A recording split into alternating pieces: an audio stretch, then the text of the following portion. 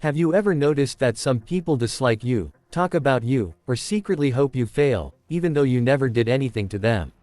No drama, no betrayal, no mistakes. That's not jealousy in the simple way people explain it.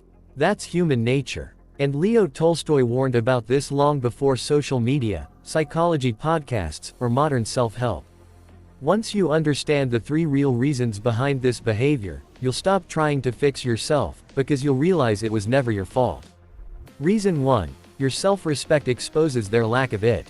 You don't beg for attention. You don't overshare your pain. You don't chase validation. You can say no. You walk away. You don't tolerate nonsense just to belong. And here's the uncomfortable truth.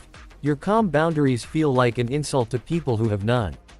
Tolstoy believed that people are deeply disturbed when they are confronted by a living reminder of who they could become, but refuse to be. Not through words, not through criticism, just through your presence. You're not judging them, you're not correcting them, but your behavior quietly says, I don't need to live the way you live. That message burns. So instead of fixing themselves, they rewrite the story. They call you cold. They call you arrogant. They say you think you're better than everyone else. No, you're just better to yourself. And to someone who betrays themselves daily, that feels unforgivable. That's why people get uncomfortable when you stop oversharing. That's why they hate when you don't react emotionally. That's why peace makes insecure people angry. You didn't attack them. You reminded them. Reason 2. Your growth threatens their comfort. People love you when you're struggling. They cheer when you're trying. They support you when you're dreaming. But the moment you actually improve, the room gets quiet. You start thinking clearer, moving differently, carrying yourself with confidence. Suddenly the jokes don't land. The energy shifts. The support feels forced. Why?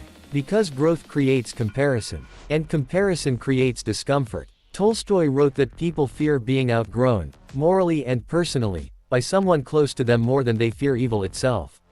Strangers don't resent your success. People who know your old version do. Because your progress forces them to face a question they've been avoiding. What have I been doing with my life?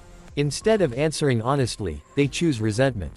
They minimize your effort. They say you've changed. Of course you changed. That was the point. But to them, your evolution feels like betrayal, because you stopped matching their stagnation.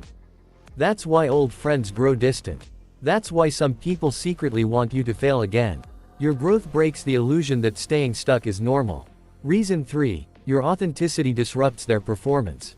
Most people are acting happy, acting confident, acting like they know what they're doing.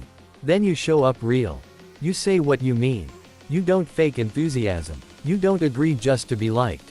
And without trying, you expose the performance. Tolstoy believed people cling to social masks because truth demands responsibility. And when someone nearby lives honestly, it threatens the mask itself. Your authenticity doesn't inspire them, it destabilizes them. Now they have to pretend harder, laugh louder, perform better.